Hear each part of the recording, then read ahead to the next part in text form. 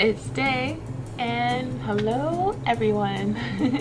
So today's video is about how to study Korean, just because I know a lot of you guys were wondering how I study Korean, and since coming to Korea myself, naturally I decided to try and pick up the language. So first, you can attend language exchanges.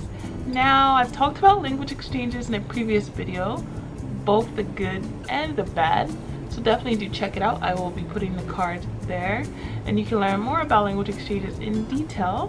However, they are also a good way, for the good ones, a good way to learn Korean. There are a lot of Korean language exchanges that focuses heavy on Korean specifically. And by a lot, I just mean quite a few, because a lot of language exchanges are predominantly English. Even though it's supposed to be 50-50, oftentimes you'll find yourself only speaking English.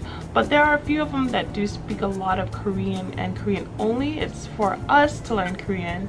And I definitely do recommend those, just because it forces you to learn the language and you're forced to speak and you can't use any English. So when I first moved to Seoul, this was the first thing I did actually, because I just knew I wanted to learn the language.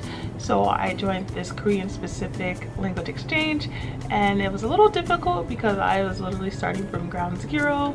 So it's kind of a little bit better if you sort of know a little bit more. But I just learned how to read and I decided to kind of throw myself in. But at the same time, it was kind of nice because it was giving me a chance to listen to basic conversations over and over and over.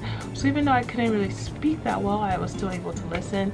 And actually went back about a few weeks ago, and it was kind of cool because I could start having full sentences conversations with people that I couldn't do just a few months ago. So definitely do attend them. But if you're starting from ground zero, there are definitely one-on-one language exchanges you can do, or even online language exchanges you can do that helps you just learn the basics, and that way when you can become more advanced you can start doing harder ones. Number 2 is self-studying. So I recommend 2 things when it comes to self-studying. 1, to buy a book. This is the book I use. I will also put the link down below. Using a book is quite helpful. It has a lot of information. They are in chronological order, so that way you kind of start from the beginning and sort of make your way up as you continue to progress throughout the language. And books are wonderful for this because of that. And 2, it requires reading, it requires listening, it requires writing, and if you have a Korean friend to help you, you can also practice with the speaking as well. A second thing I recommend when it comes to self-studying is YouTube. There are a lot of amazing YouTube videos and resources you can use in order to learn Korean. One of them is Talk to Me in Korea, which is a very popular one. There's another one called, I want to say her name is like Miss Minji, which I'll also link their channels below too. But YouTube is awesome just because there's so much free resources you can use. And a lot of times, for example, Talk to Me in Korea has booklets and assignments that you can do to link with the video that you're watching. So it really is like kind of taking an online class. Number 3 is taking a Korean class. Of course, this is probably the most ideal possible. So taking a Korean class is just like taking any other class, but specifically for Korean language. If you go to university, or even if you don't go to university, maybe a university around you offers Korean as a class. So maybe look into that. If not, there are other ways you can learn Korean, especially online. Thankfully, the internet is just amazing and there's so much opportunity to have one-on-one tutors.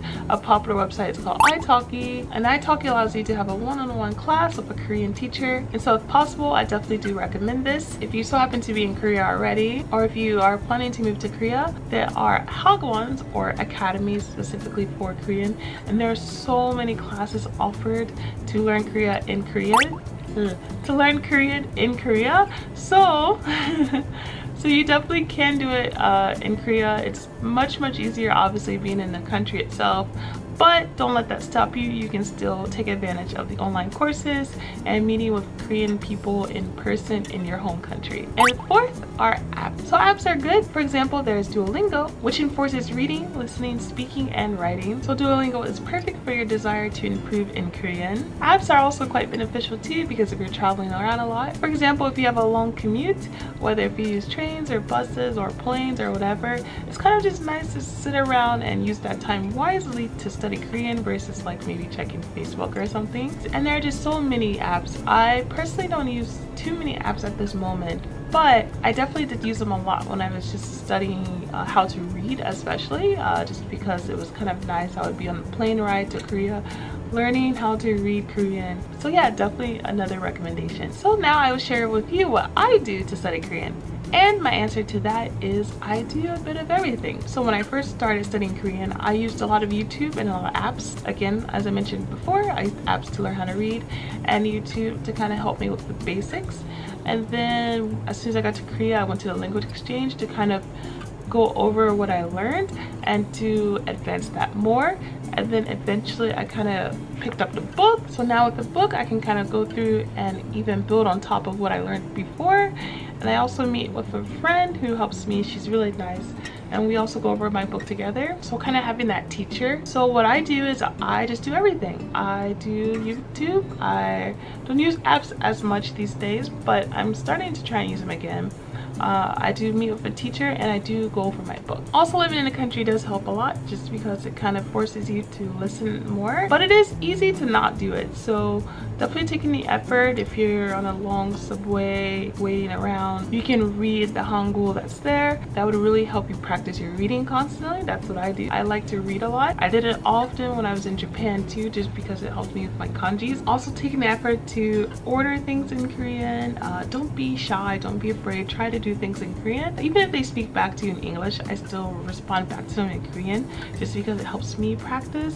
Also, it's kind of fun because then sometimes they'll speak Korean to me and then I have to really try harder to really continue to keep the conversation going. So if you are in Korea, definitely don't be afraid to make mistakes and to talk and to work hard as possible. And if you're not in Korea, that's also okay. You can work equally as hard, if not harder. So yes, I hope these tips help you, and I will link a lot of the resources I talked about below. So my question to you is, how do you learn another language, or how do you learn anything in general? A quick power tip I want to say is I really like making flashcards. Those really helped me a lot when I was in university, and it helps me now with Korean too. And as always, never hesitate to ask me any questions. This is Day saying have a nice day. Bye bye.